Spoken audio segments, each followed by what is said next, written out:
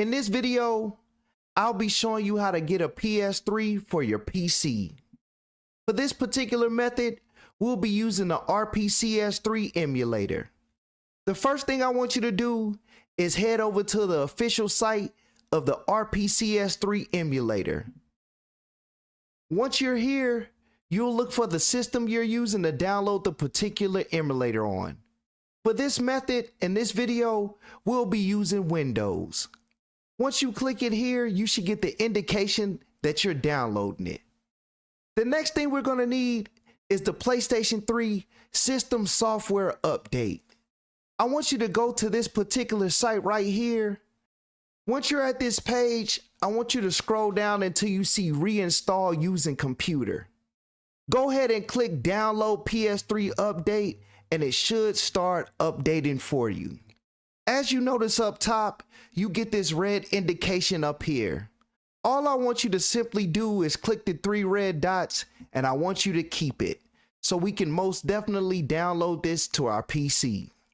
Once those 2 items are downloaded, I want you to drag those to your desktop. Now that we got those dragged to our desktop, you need an extraction tool like 7-zip or WinRar. For this particular method, we'll be using WinRar. All I want you to do is right click on the RPCS3 zip file and I want you to go down to WinRar and I want you to simply unzip it. Once you do that, it should give you a completely new folder. The PS3 update is already unzipped, so you don't have to unzip that at all. When you first open up the RPCS3 emulator, you'll be greeted by this. It'll ask you if you want to create a desktop shortcut or if you want to create a menu shortcut. I particularly don't, but you can go ahead if you want to go ahead and check those. I will be checking use dark theme. Also, show at startup. I want you to go ahead and uncheck it so we don't see this every time that the emulator starts up. After we do that, I want you to go ahead and check I have read the quick start guide and we're going to simply press continue. The first thing we're going to do is add our firmware to the emulator. I want you to go to the top where it says file and then I want you to go where it says install firmware. I want you to find where the firmware is located at. I want you to select it. Once you select it, I want you to press open. Once you press open, you should get this indication right here, and all I want you to do is press OK. The next thing we're going to do is go up to config. The first thing we're going to do in CPU is simply click enable SPU loop detection. This simply brings power down off your PC. The next thing we're going to do is go to GPU. We're going to start at the rendering tab. We're going to leave it at Vulkan, and then we're going to go down to graphic devices and we're going to simply select our graphics card. The next thing we're going to do is go to this filter right here and we're going to boost it up to 16. This should give us a clean cut view when we're playing the emulator. The next thing we're going to do is go to default resolution. We're going to keep it at the default resolution because this is not where we upgrade or upscale our resolution.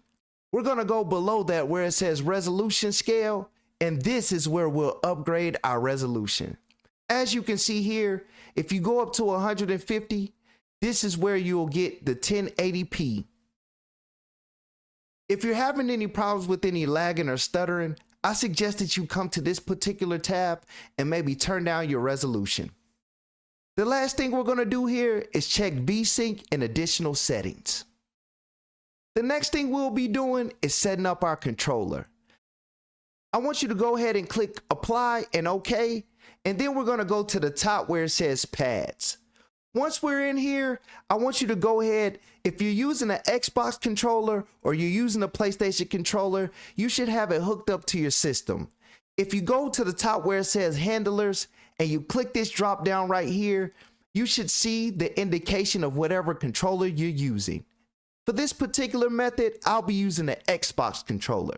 So once I select X input, it should automatically map our controller out for us. If you want to change anything to custom configure your controller, all you have to do is select whatever button you want to configure, by clicking it, and then I want you to press it on your gamepad. After you're done with your configuration, I want you to go ahead and save it. The next thing we'll be doing is adding our games to the emulator. I want you to go to the top where it says Files, and then I want you to simply click Add Games.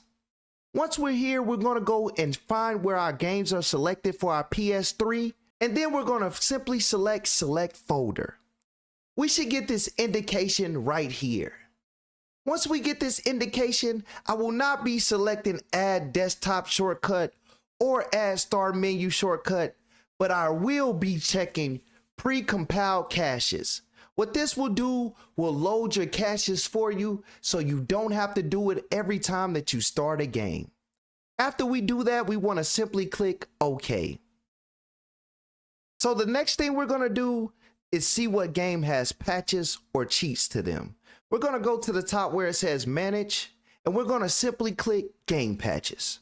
We'll get the indication that new patches are available, and we want to simply click Yes to update it. We should get a large list of all the games available with all the patches. All you have to do is find the game that you want to add patches to, click it, and click the updatable patches along with it. Now that we're done with that, all we have to simply do is double click the games that we want to play, and it should load up for you.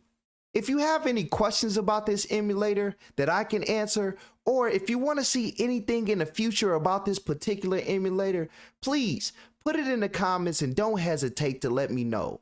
If this video helped you in any way, shape, or form, please hit that like button and don't forget to hit that sub.